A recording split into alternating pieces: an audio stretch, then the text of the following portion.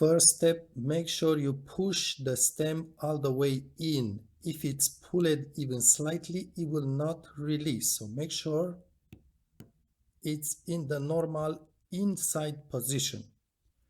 Then we are going to push inside this tiny hole. Now, if you can have a magnifying glass, you will notice there is a small arrow about here showing the hole. It's just about the no Jewels writing. Now, inside this hole, perhaps you can see there is a plastic, sort of a plastic ring piece, just like this outer plastic. And in the middle of the plastic, there is another tiny hole, very, very tiny, with a small metal piece. It's like a metal plate. And on the right of the metal plate, there is another hole that goes even deeper.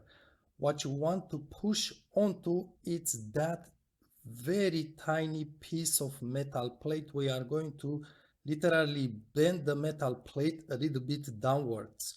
You notice this is the metal plate. Perhaps you can see it shiny there.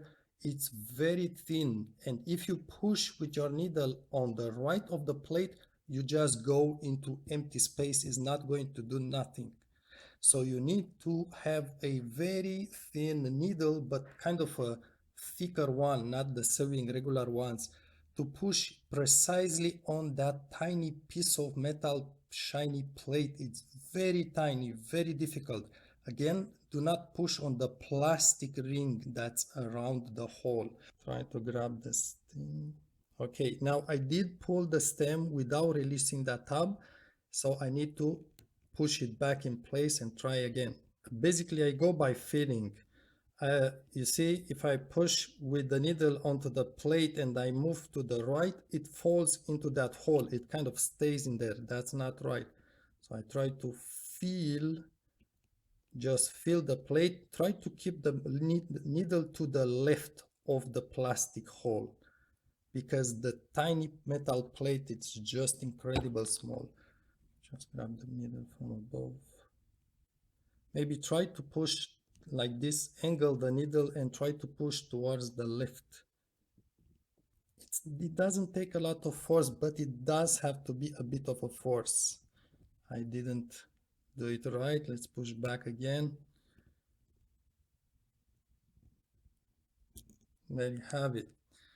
Very difficult. You see videos on YouTube showing how easy it is. That's because those are watch makers. They are really used to it. I did had to push with some force, but not too much. I cannot say it otherwise. Now, if you want to put it back in place, what's important here is to look, to make sure you aim at the hole. There is kind of a hole. It's just one hole, but make sure you aim inside the hole, not underneath the plastic movement, and just push it all the way in. I'm not pressing anything now, just push it all the way in. Make sure you center it. Okay, it doesn't go in. I'm glad it doesn't, because you see the problems that you have. If it doesn't go in, try to rotate it slightly. Rotate while pushing. Notice now it went in very easily. Because actually what I understand is now it's going to lock in. When you push it inside, when you push the stem back inside to lock it, it has only one way to go. So you need to maybe rotate it a little bit, try again, rotate, try again, until it goes in there. It's not round where it goes in there, it's like square, so you need to match that square. So do not force. If you feel it doesn't go in there, do not force by any means, just rotate slightly and push gently. The force to push it in is very little. You notice there is a tab right here which goes on top of the battery to lock it in place. Now, when you want to undo the battery, you just try to lift it here, but first make sure you toast this tab. The way to put back the battery is to basically slide the battery underneath this small tab here. So just incline the battery, put it at an angle, and get it underneath the tab first, in the first place. I'll try to see if I can film this properly.